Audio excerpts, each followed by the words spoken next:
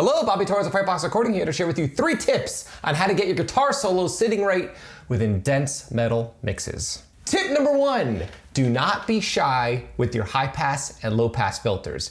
You gotta remember, if your rhythm guitar sound is super thick and super low ending and you have everything kind of gelling nicely within the mix itself, there's not much room for your lead guitar to have extra low end. Not only that, but guitar solos, you're generally playing higher up on the neck, or the guitar player is playing higher up on the neck. So there's no reason to have super duper low frequencies happening. If you look at my EQ on my lead guitar track or my guitar solo, yeah, I have nothing below 200 hertz happening. And the reason why is the rhythm guitar and the bass and the kick drum is taking up all of that low end. It's taking up all of that low end sonic real estate. And the same thing goes for the top end on your guitar solos. Now I know rolling off the top end on your guitar solo might not be that obvious considering that it's a guitar solo. You might think it should be bright, but the reality is the guitar is a mid-range instrument.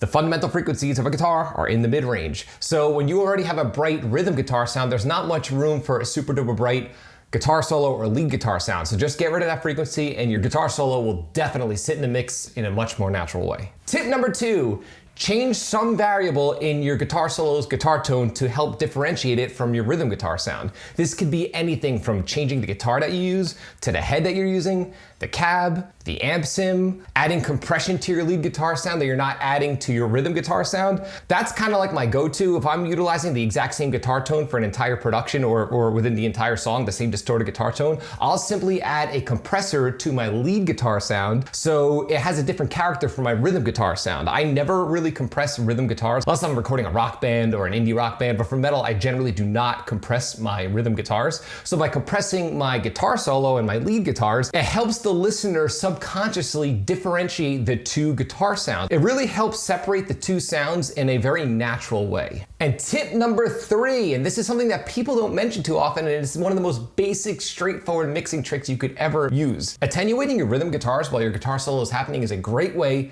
to help your guitar solo take center stage. So I have an audio sample here where I utilized all 3 of these tips. I'm gonna let the audio sample play through and then I'm gonna dissect piece by piece exactly what I'm doing to help my guitar solo sit right within this heavy metal production. Let's check it out.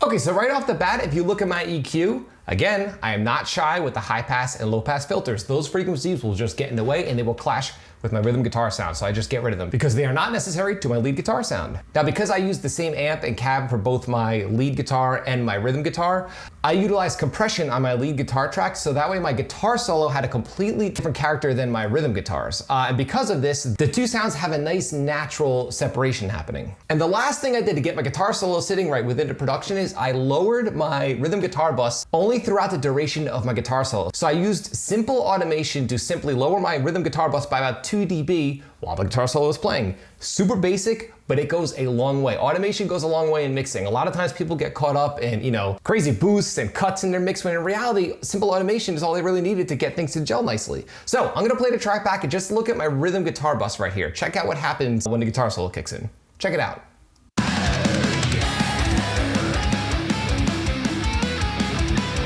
Before the guitar solo, my rhythm guitars are sitting at negative 10.5 dB, and when the guitar solo kicks in, it's sitting at around negative 12.2, so almost 2 dB quieter than when the guitar solo wasn't happening. This is a subtle move that the listener wouldn't even be conscious of, but it does make a lot of extra room for the guitar solo to take center stage. Now I know these tips might seem very straightforward and very simple, but the tendency seems to be when people get into mixing is they like to overcomplicate things. They get obsessed with tools, plugins, outboard gear, all this crazy stuff, but more often than not, it's simple techniques like the ones I've demonstrated that get the job done. If you found this video helpful, like, comment, subscribe, and share. And do not forget to click the little bell icon in order to be notified every time I upload one of my weekly videos on all things metal and rock production. You can both like and follow me on Facebook and Instagram. Links are in the description below. And don't forget to download my quick EQ guide that contains all my EQ settings that I always return to when starting a mix. There is a link below within the video's description. Till next time, happy mixing.